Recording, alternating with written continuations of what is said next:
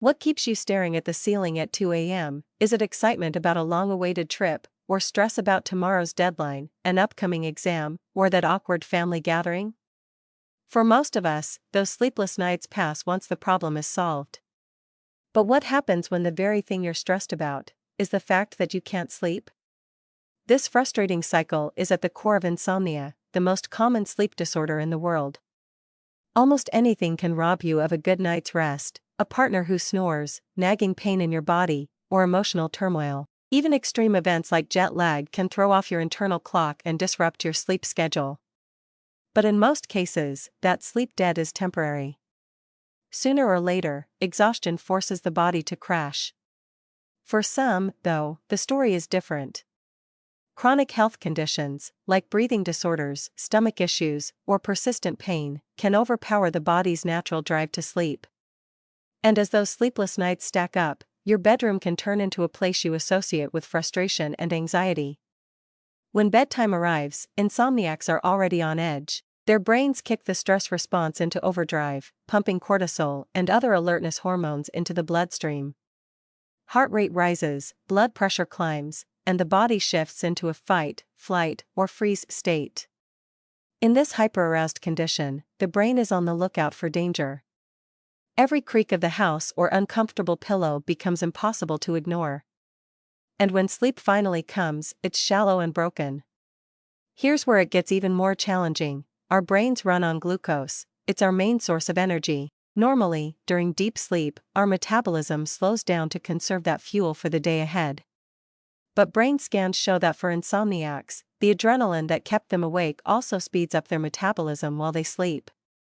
Instead of recharging, their bodies are working overtime, burning through that precious brain fuel, leaving them groggy, anxious, and frustrated when morning comes. That stress then fuels the next sleepless night.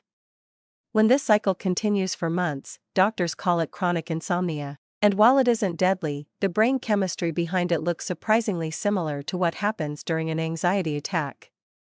That's why people with chronic insomnia are more likely to also experience anxiety or depression, and vice versa. But here's the good news: insomnia isn't permanent, and there are proven ways to break the cycle. How to break the sleepless cycle? The most effective treatment is reducing the stress that triggers hyperarousal, essentially retraining your brain to trust bedtime again. Create a sleep-friendly environment. Keep your room cool, dark, and quiet. Use your bed only for sleep. This helps your brain rebuild the association between bed and rest. Get out of bed if you can't sleep. Read, meditate, or write in a journal until you feel drowsy again. Stick to a consistent schedule. Go to bed and wake up at the same time every day, even on weekends. Control light exposure. Dim lights at night, and get sunlight in the morning to reset your circadian rhythm. Some doctors may prescribe sleep aids, but no single medication works for everyone, and many over-the-counter options are addictive, sometimes making symptoms worse when you stop. And before seeking treatment, make sure you actually have insomnia. Around 8% of people diagnosed with chronic insomnia actually have a different condition called delayed sleep phase disorder, DSPD. Their biological clock simply runs late, meaning they struggle to sleep at normal hours but sleep just fine if allowed to follow their natural schedule.